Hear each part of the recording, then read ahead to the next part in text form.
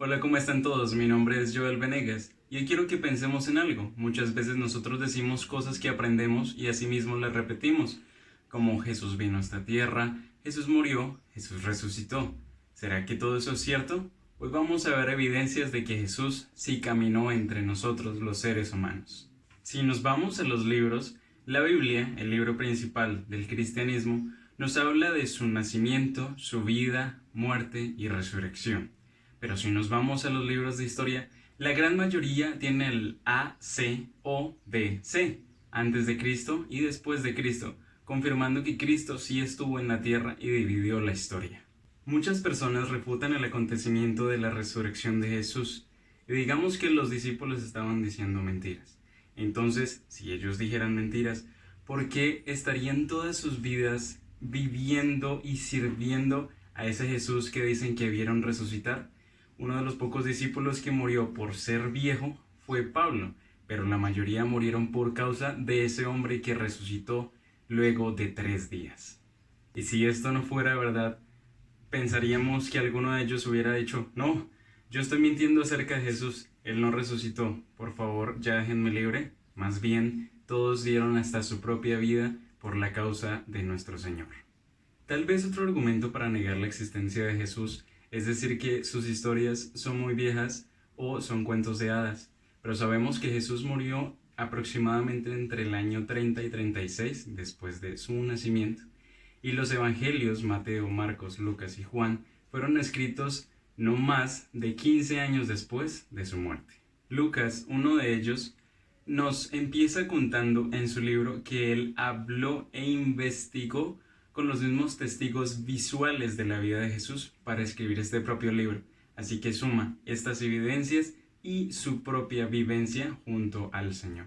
La mayoría de los libros de historia son escritos 100, 200, 300 años después de que ocurrieron los eventos que allí mismo datan. Como ya hemos dicho, 15 años después de la muerte de Jesús para escribir sus propias historias sería un poco tiempo como para inventarse una película completa, usar nombres de gente que todavía está viva, de lugares que todavía existen. Sería un delito total usar nombres en vano.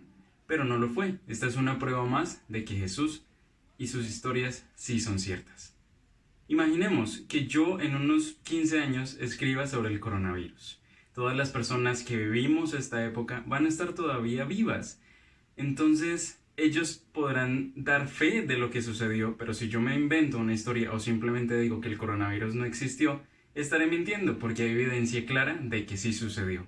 Entonces, contar la historia de Jesús no es una mentira, simplemente contar algo que realmente sucedió. Otro dato que encontramos en los evangelios es que cuando Jesucristo resucitó, las primeras en verlo. Otro dato que tenemos en los evangelios es que las primeras personas en ver a Jesús fueron dos mujeres. En este tiempo, en los tiempos de Jesús, las mujeres no tenían poder, ni voz, ni voto. ¿Por qué pondrías a dos mujeres como una clave de lo que Jesús hizo? Otro argumento que tenemos es que tal vez la Biblia es una mentira. Solo fueron muchos escritores que quisieron volverse famosos, entonces juntaron sus experiencias, cuentos de hadas, los juntaron y formaron la Biblia.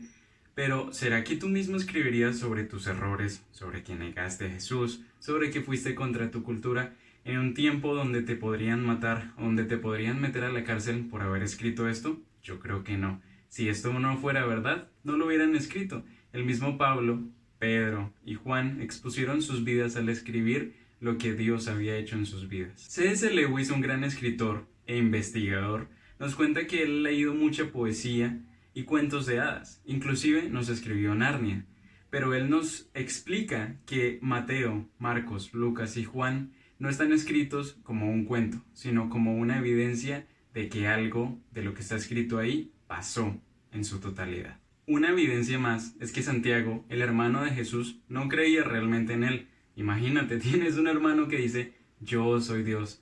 ¿Será que le creerías? Pero bueno, Santiago no le creyó. Pero luego de que Jesús murió y resucitó, se dio cuenta que lo que Jesús decía no era mentira, que era verdad. Y así mismo, él se convirtió en uno de sus más grandes discípulos y escribió su propio libro, el libro de Santiago.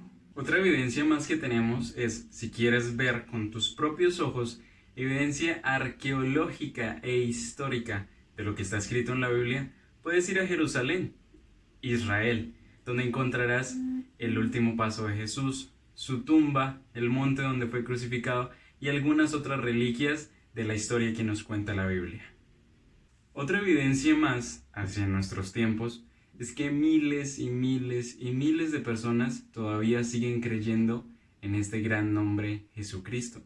¿No crees que si fuera una mentira, todas estas personas encontrarían total evidencia o la misma ciencia lo negaría? Pero así no es. En cambio, la misma historia, la misma ciencia, nos explican que Jesús sí vino a la tierra y caminó entre nosotros.